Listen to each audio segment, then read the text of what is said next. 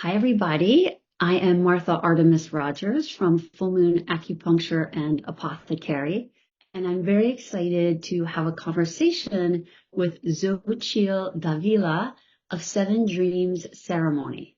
Xochi is based out of Baltimore, Maryland. Again, and today Xochi and I are going to have a conversation about her personal relationship with the moon and the lunar phases, as well as this upcoming new moon in Aquarius that also coincides with the. So sit back, get a cup of herbal tea, and enjoy this brief conversation with Xochi. So thank you so much for being here this morning with us. And I would love to hear your words and from you about how you perceive what the spirit of your offering in working with plant medicine.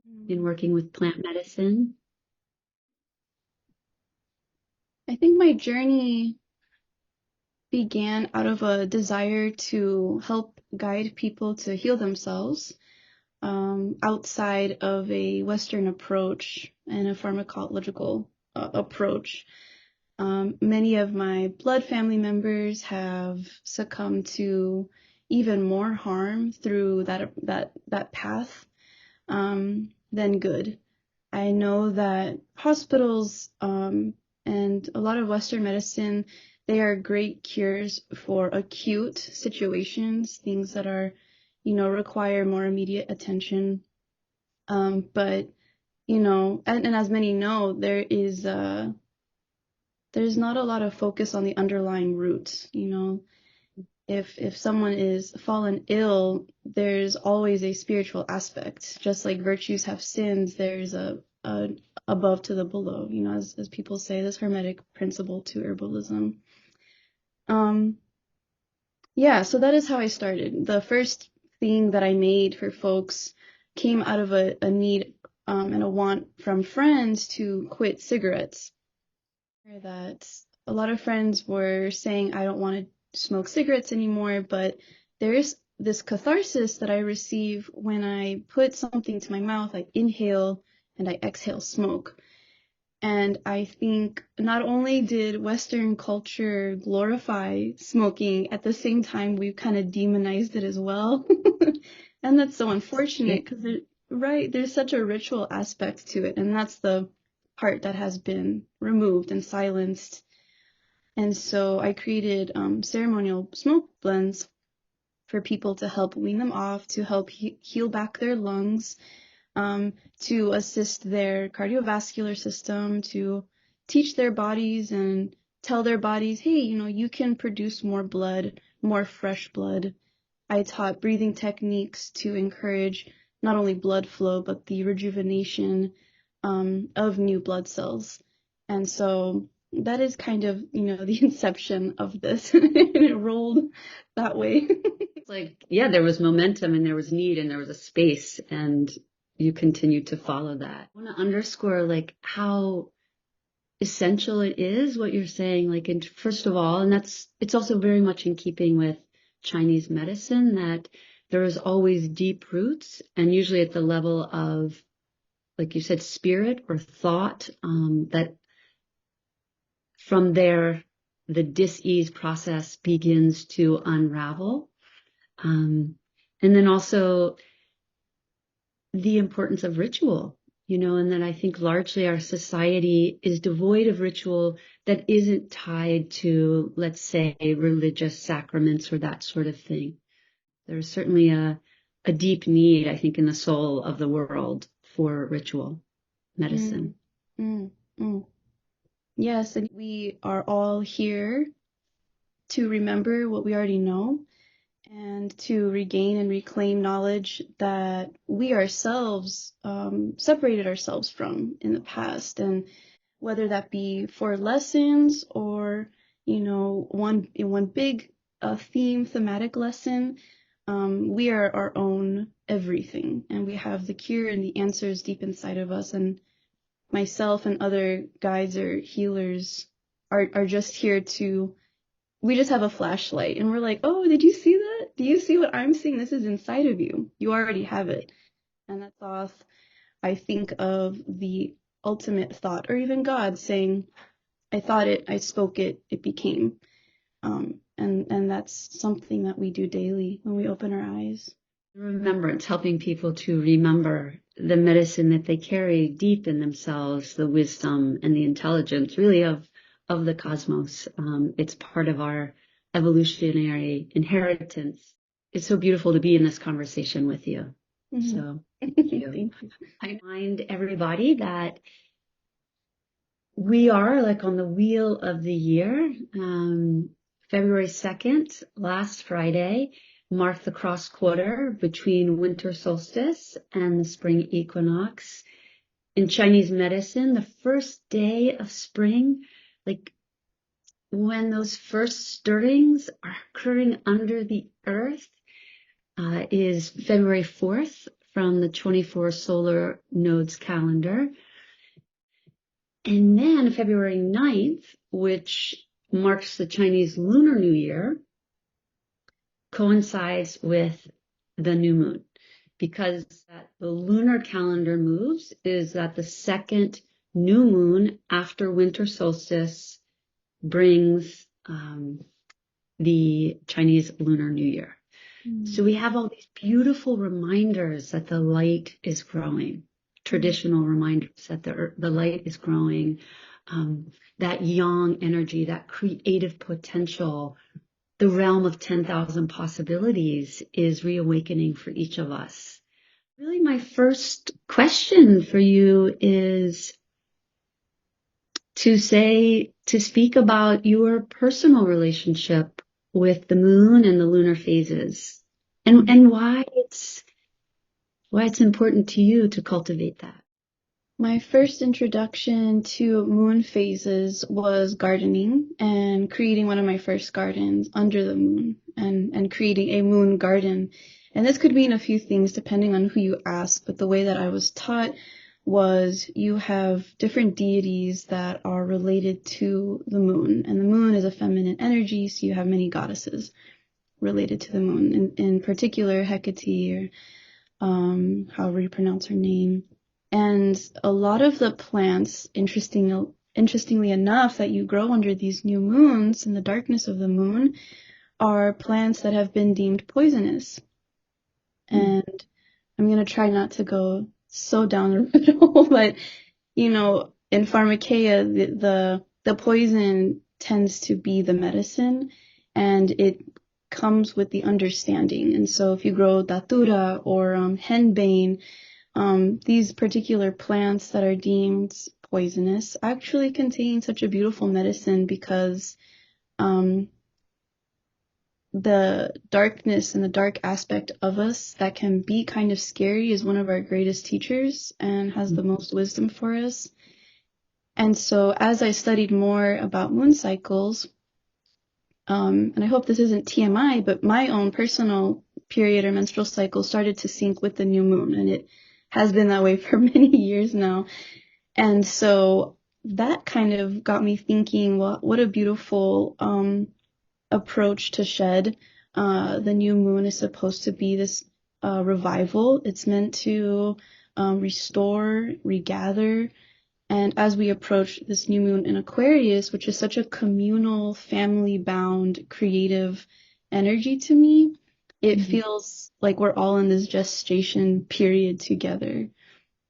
So before Seven Dreams ceremony, the name was Sal y Sol Bodyworks, which means salt and sun, coming from the spagyric principles of what you carry or receive when you're using these spagyric methods of alchemy.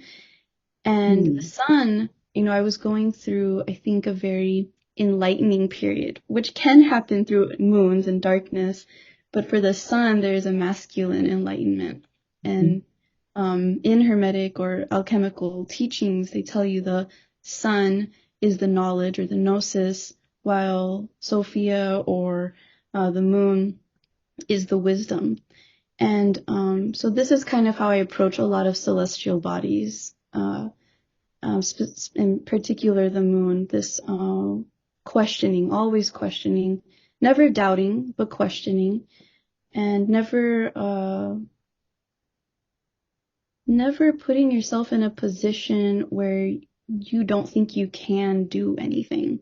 I think the new moon teaches us that, again, we have all the answers and we have the potential and kinetic energy to do and say and think a reality that is conducive to our 100% complete health.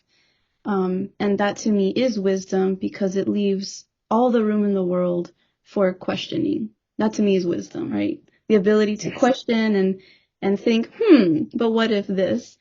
And the masculine aspect is this beautiful aspect of knowing and having this solidified staff of knowledge.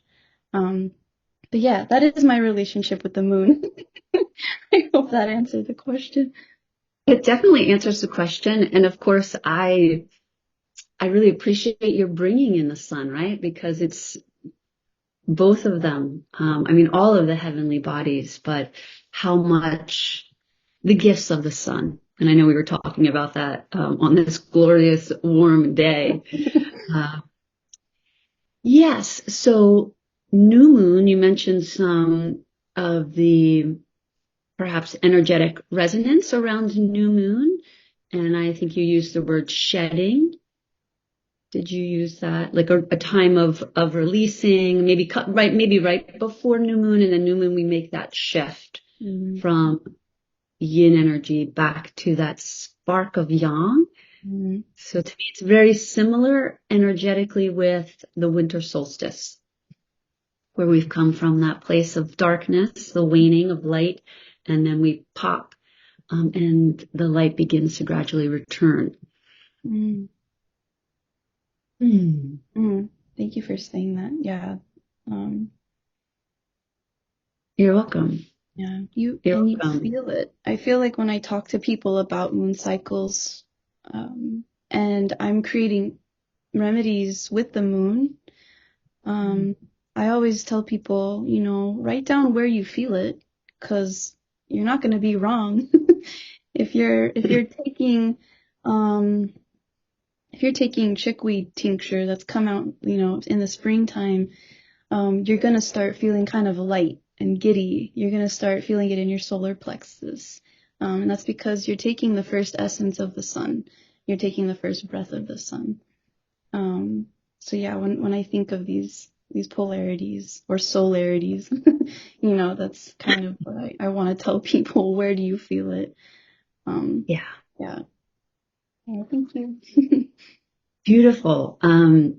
And when you say feel and like feel in the body, it's also very much to me, moon, like soma being our body, our physical body, and earth and the various elements, but that capacity to feel and to feel deeply, to me anyways, is one of the gifts and the invitations of the moon, and creating relationship with the moon. So let's talk about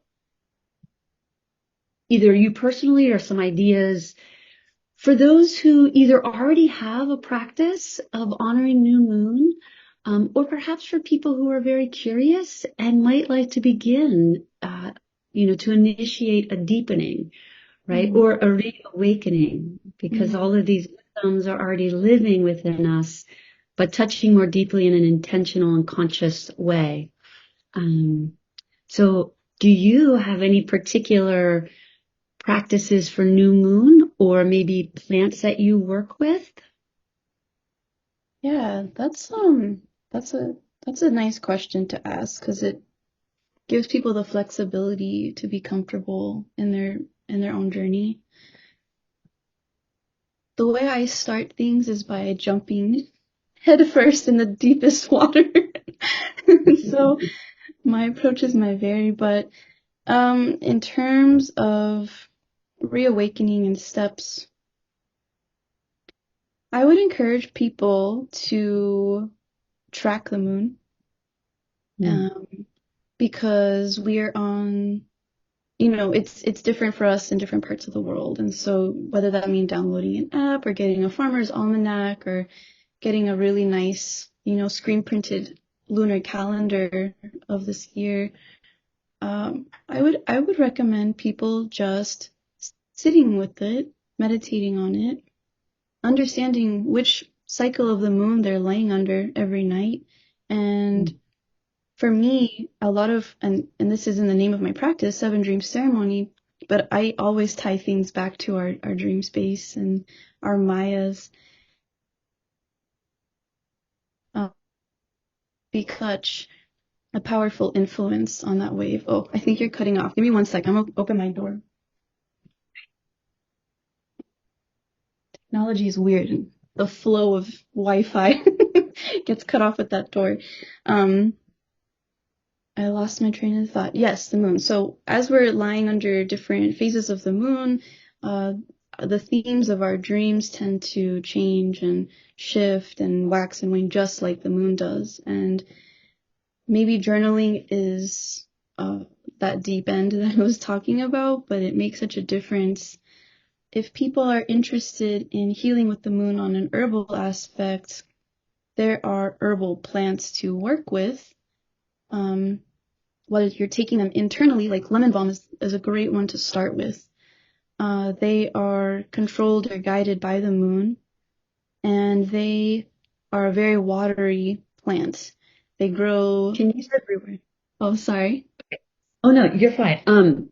Sorry, I have to stop for a second because I need to itch my nose. So Okay. we'll just cut that part out. And then I also have to re-plug in my computer, so bear with me. Okay, yeah, it's fine.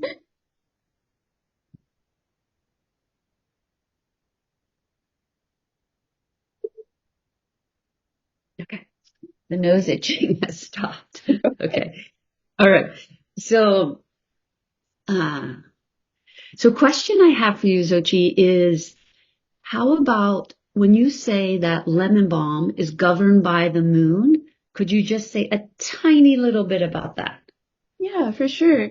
So when I mention any celestial body controlling a plant or guiding a plant or leading a plant, it means that their whole body, their aerial parts, as well as their root systems are influenced by that.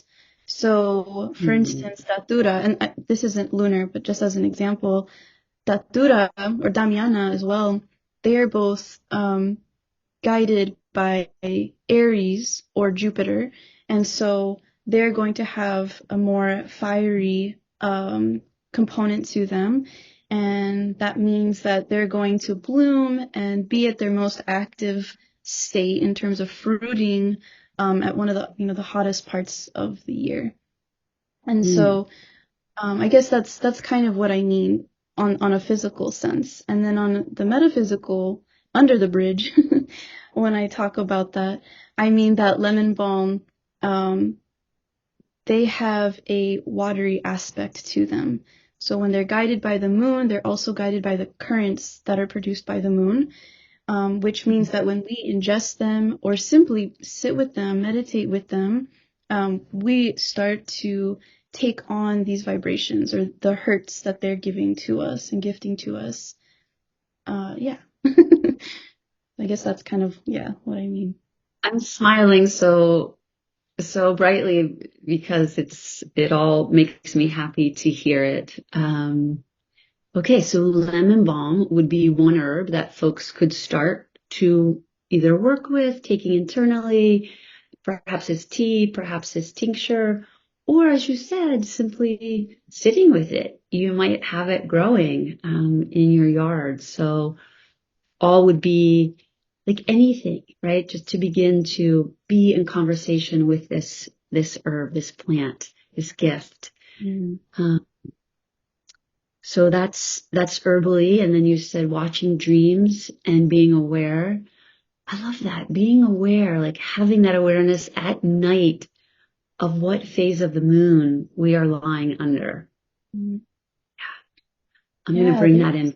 Sure. And then watching our dreams. Yeah. Okay. Yeah. And do you? No, a question I had, or I'm curious for your feedback.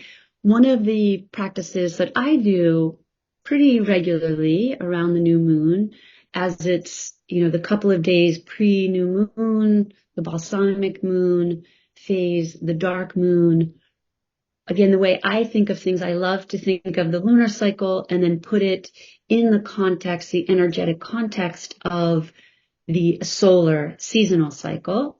So we go from that like third quarter moon, which is the way I see it, like very resonant with autumn. So it's about shedding and letting go. And then we take that time of quietude, right? Of like really turning inward and introspection to create that, to cultivate that relationship with our intuition, with our bodies. And then new moon comes and it's like we talked about, it's that returning of light, returning of possibility. And so creating intentions around the new moon is a practice that I often do. And I'm curious if that's anything that you do. Mm. No, I definitely do. I think most of my relationship in practice now with the moon, sorry, let me mute this, is actually with planting. So on this upcoming new moon, I have all my little seedlings here. I have my, oh, shout out to Preagle's Farm. I've been drinking their raw milk for a long time, but I also keep the containers as little seedlings and as their little homes, and they give me 100%, return rate every single time I use that. But yeah, so under the new moon, I will sow these seeds. And yeah, people can add parts of themselves, use your imagination, but because I start, my cycle, sometimes I'll give my hair, or your spit usually is such an honor when you gift the plants because you're imbuing your own DNA and your own enzymes. And so that helps break their shell, but it's this warming part of you, like babies need, like a little egg, and the seeds take that in and say, oh yeah, you're my mommy, you're helping me grow, we're mothering each other in a way. So yeah, I think my practice is more line up in action with gardening and planting, cultivating soil. When as we go back to the full moon, I'm working on tending and making sure that they're ready to be harvested. And obviously, you're not going to harvest for another many months, but in terms of gardening under a very in just like a month or so, or it's every 2 weeks, you're going to want to just check on them and see if they've sprouted. And to me, that's like a certain harvest. You're being able to harvest like their stories are coming out. I call seeds like little storytellers because they've seen the whole world and then some. And so I'm harvesting their tales, and then we're returning back to the new moon. And so I'm cultivating their soil and wood chipping, hay, making sure they're warm and toasty. And yeah, so that is more my practice now with the moon. And I want to interrupt myself, but I have this really cool, I don't know who made it, Sow the Magic. This might be flipped. Oh, no, it's not. It's a little moon calendar that I picked up a while ago. And it's beautiful, but in it has this little calendar wheel that you can spin with the date. So, yeah, the new moon is going to be on the 4th. So we're going to want to... I think the 9th. The moon on the 9th, yeah.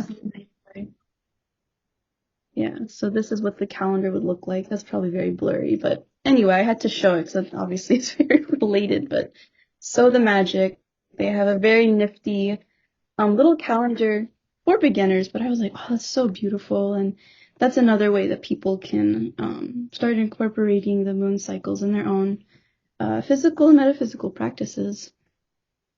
Yeah, and as you're talking, yours is very embodied, right? You're working with soil, you're touching soil, you're working with the plants, tending to them.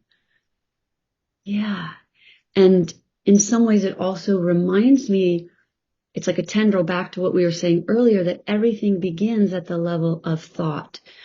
So you were imbuing the seeds, perhaps, with your intentions, with, hair, with saliva. And if someone either doesn't have access or possibility of doing that at this time, like the physical, I do think of creating new moon intentions as being seed thoughts. that we then can repeat, place on our altar, in that way of nurturing them and bringing them to fruition, to actualization. So whether it's, I know for you it's both. It's like working physically, though. There's something really, that embodiment is very powerful when I hear you speak about it. And also working at the level of thought and writing and journaling, I think can be really, I know, at least for myself, is very beneficial. Mm-hmm. And I'm excited to take on some of the practices that you mentioned. Yeah, having a journal for every aspect, a garden journal, a bathing journal, a dream journal. It's all so important to track and go back and see the themes, because it is living proof that when we do plant metaphysical intentional seeds, they do come true. They really do. And once you start recognizing your own powers, you understand that you're planting viable, healthy seeds within yourself, and you're in your own garden. And even the yucky parts are so important to the beautiful parts. Yeah. And I think that's what you just said is so true and poetic. And I think for me in my own life, following the phases, following the moon and the lunar cycles reminds me that there are periods of darkness, like darkness is inherent in our life, is inherent in the creative cycle. And that expansion always follows contraction. And so in some ways, it's like the more for me I attune with that, I can bring it into my body so that, when I am aware of the darkness in the soil of my being, I can sit with it with compassion and also faith that it will shift. It is shifting. Yeah. Yes. Xochi, so much richness. And anything else you would like to share before we conclude today? Certainly where folks can find you. Yeah, for sure. You can find me in person either at my studio. So I'm doing a few things. I've amassed kind of a big apothecary, whether that be from myself harvesting or wild harvesting or growing, or my friends and I harvesting and growing. But right now, for sliding scale or free or trade, or I'm not really worried about that aspect. People can come and receive herbs, and I have an inventory list on my Instagram. If you're sharing somewhere, I could share it with you so you can also distribute that. Okay. Sure. People come to my little studio out near and in Mount Washington. People can also find me slinging all my goods at the Mount Washington Farmers Market every Sunday from 10 to 2. And I will be primarily there during the spring and summer. I tried the winter and it didn't fare much. I needed to be a bear and not be out there. And yeah, I'm also hosting a few classes this year. The first being a really special. Oh no, I was gonna. Really. Oh no, oh, Are I we need to dating? catch up. Let me see. You're good on my end. Am I good? You completely froze on me, so I'm trying to. Okay, it caught up. All right.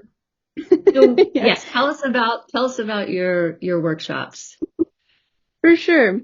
So the very first one of the year is going to be called Smoke Sorcery. It is an experience for 4 hours, where the first hour I am going to teach people about the lore and esoteric mysticism behind these smokable plants and the traditional uses and benefits of them. For the second hour, participants will be able to craft their own blends that are tuned to their own personal needs. and they can go home with 6, plus pre-rolls, however many they make in the time frame. It's pretty simple to make them. As well as going home with loose blends, so you can go and mix it with whatever you want to mix it with at home. For the third hour, I'm going to be guiding folks in a smoke ceremony, a traditional communal approach to smoke and these air and earth and fire aspects of us. And then the fourth hour will conclude with a meal. It's a traditionally prepared Mexican meal, so it's going to be a really special time.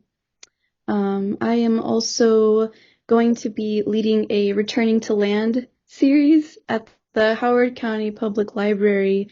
When is that? I will send that to you too. I think it's in April something, mid-April. And I'm going to be reminding people again, right, this reawakening, what it really means to return to the land. It's become such a buzz topic lately, and I think there's beauty in that. But sometimes too much light can be blinding, and sometimes too much dark can do the same. And so I want to remind people kind of the humility of what it means to return to land and working in reciprocity with her, and understanding that it's not all for gain. It's very much taking and giving, and being able to ground yourself all the way down beneath the dirt and understanding where Earth is coming from when she lends her gifts to you. And then Alyssa Dennis of Eclipta Herbal has an herbal series teaching CSA that I have been invited to be a part of. And so I will be going over, and I don't have the curriculum down quite yet, but I really want to go over susto, grief, trauma, shock to our body, what that does to us externally and internally. And again, reminding people of their own light to kind of reemerge out of that and not allow darkness to fully consume, because there's balance to these concepts. And I'll be doing a whole lot more throughout the year, so you can find me at 7 Dreams Ceremony on Instagram. And I post a lot, so you'll find all that stuff there. To receive more free content from Full Moon, please go to the website fullmoonacu.com and be sure to become a member. And that way you will receive access to all of the free content and videos that we create.